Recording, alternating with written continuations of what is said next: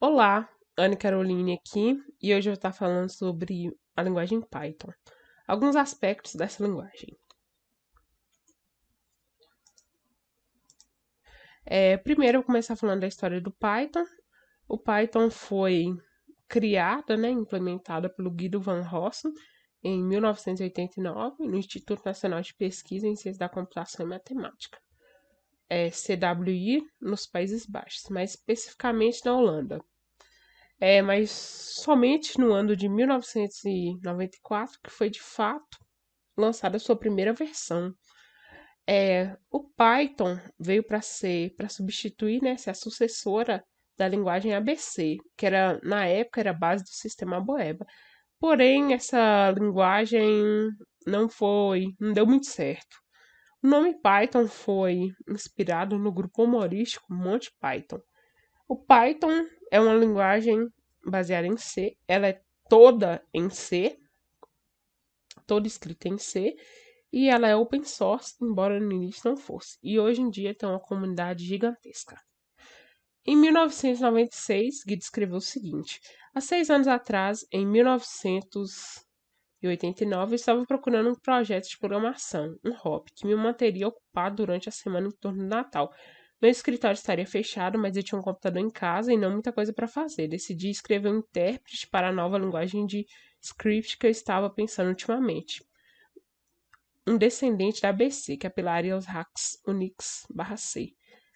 Eu escolhi Python como título de trabalho para o projeto, sendo humor ligeiramente reverente e um grande fã de Monty Python Fly Circles. É, Agora a gente vai falar um pouco das palavras reservadas. O Python tem basicamente 33 palavras reservadas e aqui estão algumas delas. Declarações variáveis. Para você declarar uma variável no Python, basicamente você tem que atribuir um valor a um nome.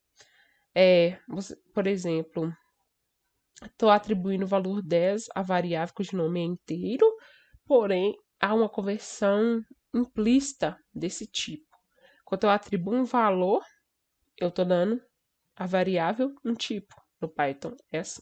Não precisa declarar um tipo, mas esse tipo é implicitamente declarado a variável ao receber um valor.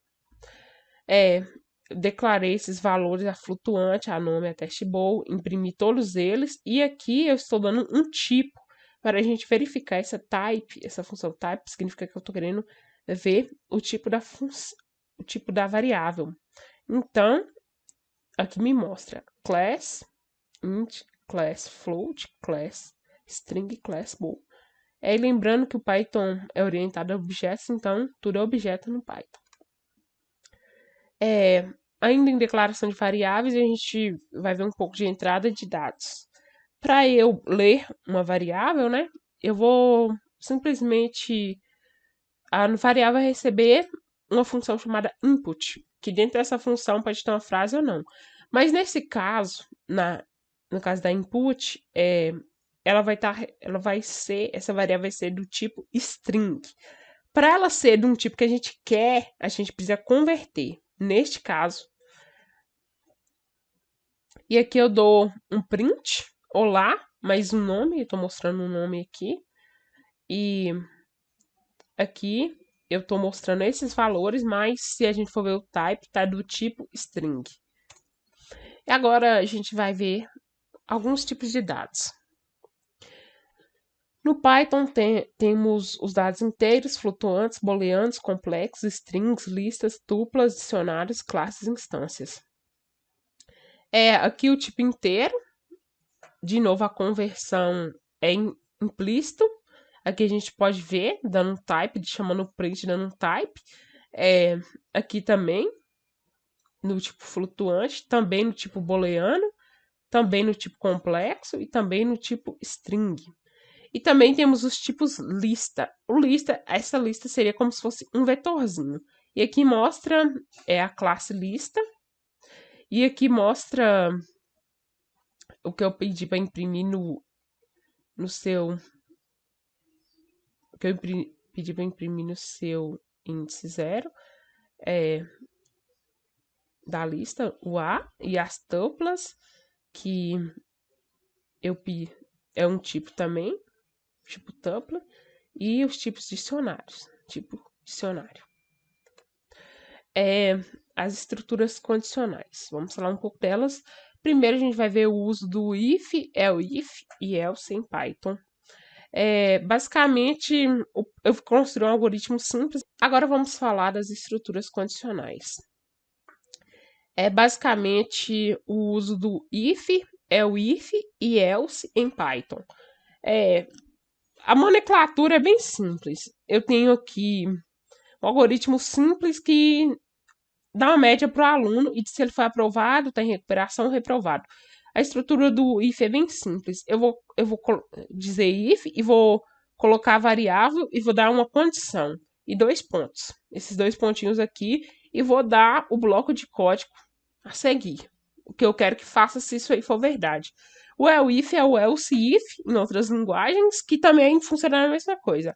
Aqui eu vou ter as duas variáveis, uma condição e vou dar um bloco de comandos se isso aí for verdade. E o else também. O else que não precisa condição, else, 2 pontos, bloco. Agora a gente vai falar um pouco das estruturas de repetição. Vou falar do uso do laço for.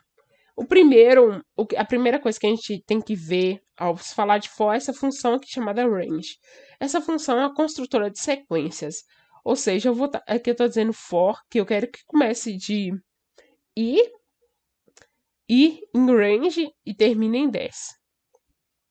Aqui eu estou printando i mais 1, uma sequência de 1 até 10. E vou dar um end. Esse end aqui significa que eu quero dar um espaço com vírgula, mas se quiser tirar ele e deixar normalmente, funciona do mesmo jeito.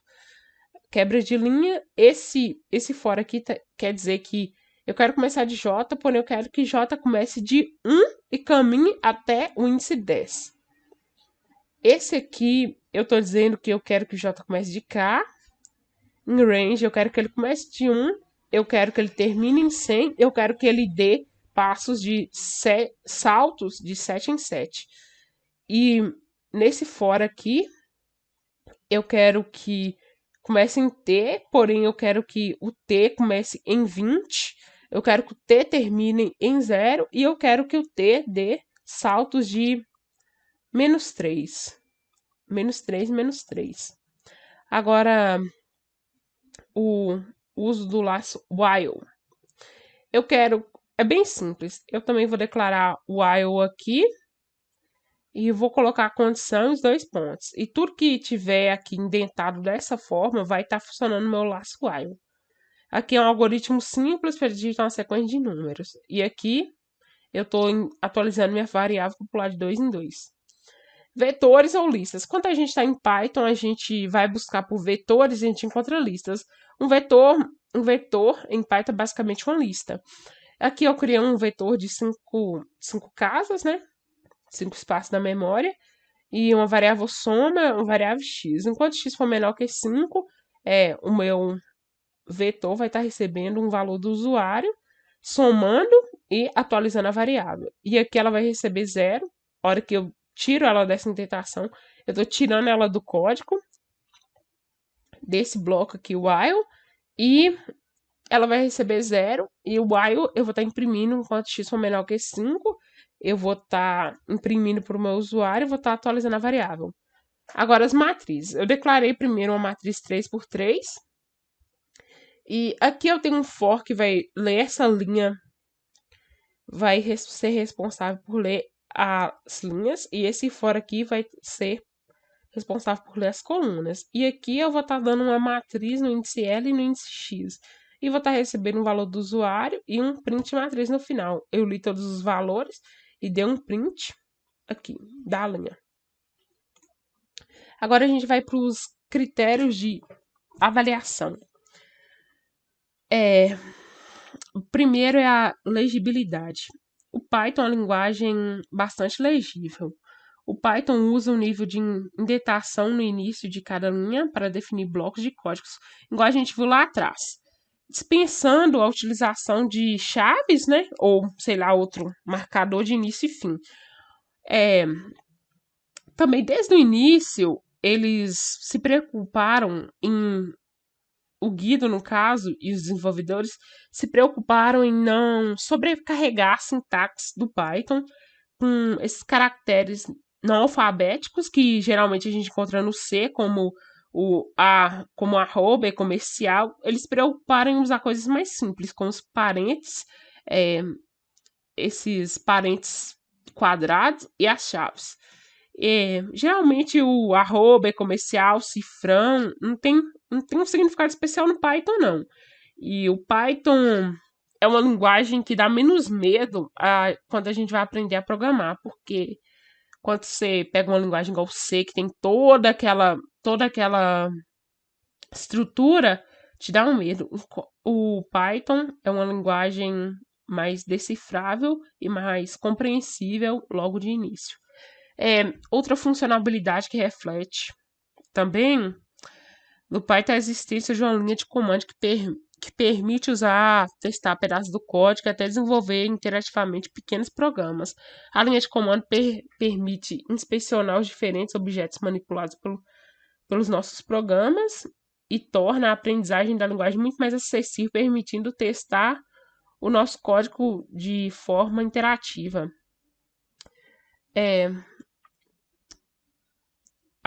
Na capacidade escrita já diz também da legibilidade, a ortogonalidade. O Python tem o objetivo de ser minimalista e possuir menos instruções básicas e palavras reservadas, o que contribui para o seu fácil aprendizado. O Python também procura implementar apenas um modo correto de executar uma determinada operação. Isso fortalece a simplicidade e, consequentemente, a legibilidade da linguagem. É uma linguagem de alto nível, com alta capacidade de abstração, o que torna essa simplicidade poderosa e expressiva. A expressividade. A linguagem Python foi projetada com a filosofia de enfatizar a importância do esforço do programador sobre o esforço computacional. Prioriza a legibilidade do código sobre a velocidade ou a expressividade. A sintaxe combinam a sintaxe concisa e clara com recursos poderosos sobre biblioteca padrão e por módulos e frameworks desenvolvidos por terceiros. Confiabilidade. Falando sobre a confiabilidade. Quando a gente vai falar em confiabilidade dentro do Python, entra a verificação de tipos, manipulação de exceções e legibilidade e capacidade de escrita.